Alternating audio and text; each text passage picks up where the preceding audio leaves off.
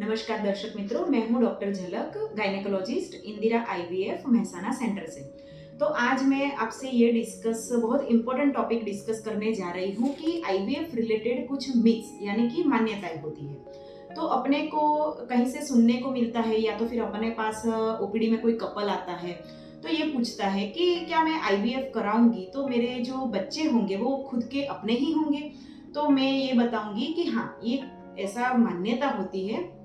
IVF से जो पैदा होने वाले जो बच्चे होते हैं अपने खुद के ही होते हैं, पर जो अपना बॉडी जो होता है वो नेचुरल प्रोसेस में जो अपने प्रेगनेंसी लगती है वो नहीं हो पाती है। इसी प्रोसेस को हम लेबोरेटरी में करते हैं, यानी कि जो कपल होता है जिसको निसंतानता का तकलीफ होता है तो वही कपल का हम अंडा अपने शरीर से बाहर निकालते हैं, शुक्राणु को शरीर से बाहर निकालते हैं, वो दोनों का हम लेबोरेटरी के मिलन करवाते हैं, वहीं से जो अच्छा भ्रूण बनाते हैं वही भ्रूण को हम गर्भाशय में छोड़ते हैं।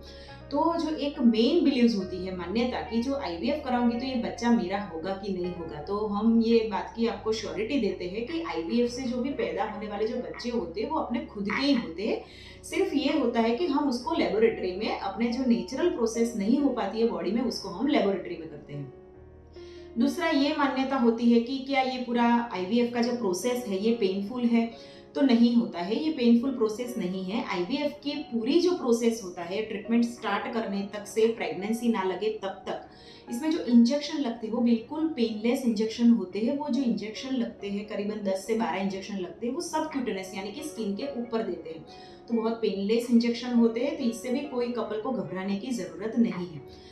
दूसरा ये मान्यता होती है कि अगर मैं आईवीएफ कराऊंगी, अगर मेरे को प्रेगनेंसी लगेगी तो मेरे को 9 महीना रेस्ट करना पड़ेगा, तो ऐसा भी नहीं होता है। जैसे हम नेचुरल प्रेगनेंसी करते हैं और उसमें जो हम ध्यान रखते हैं, जैसे भारी चीज़ नहीं उठाना है, पेट पे प्रेशर नहीं आना चाहिए, लाइट एक्टिविटी करना है, तो ये रूटीन जो केयर होती है उसके साथ हम प्रेगनेंसी कंटिन्यू कर सकते हैं। दूसरा ये होता है कि हमको कहीं पे टाका चीरा ऑपरेशन आएगा, तो आईवीएफ की पूरी प्रोसेस में प्रेगनेंसी ना लगे तब तक ऐसी कोई प्रोसेस नहीं है जिसमें आपको टाका चीरा ऑपरेशन यानी कि रात रुकने के भी इवन ज़रूरत नहीं होती है। सिंपल सा डे केयर प्रोसेस होता है, सुबह में आने का होता है और ऑब्जर्वेशन के साथ शाम को छुट्टी होती है। तो ऐसे कई सारे ऐसे सोसाइटी में कपल होते हैं जो अपने ऐसी छोटी बहुत मान्यता के हिसाब से अपने ट्रीटमेंट से पीछे भाग रहे हैं। तो मेरा आपसे ये सजेशन है कि आपको पहले ट्रीटमेंट के बारे में नहीं सोचना है, पहले आपको बेसिक जांच करवानी चाहिए। वो जांच के हिसाब से डॉक्टर आपको बताएंगे कि आपको ये करवाने की ज़रूरत है। ऐसा ही नहीं होता है कि टेस्ट ट्यूब बेबी ही करने से अपनों को प्रेगनेंसी लगती है।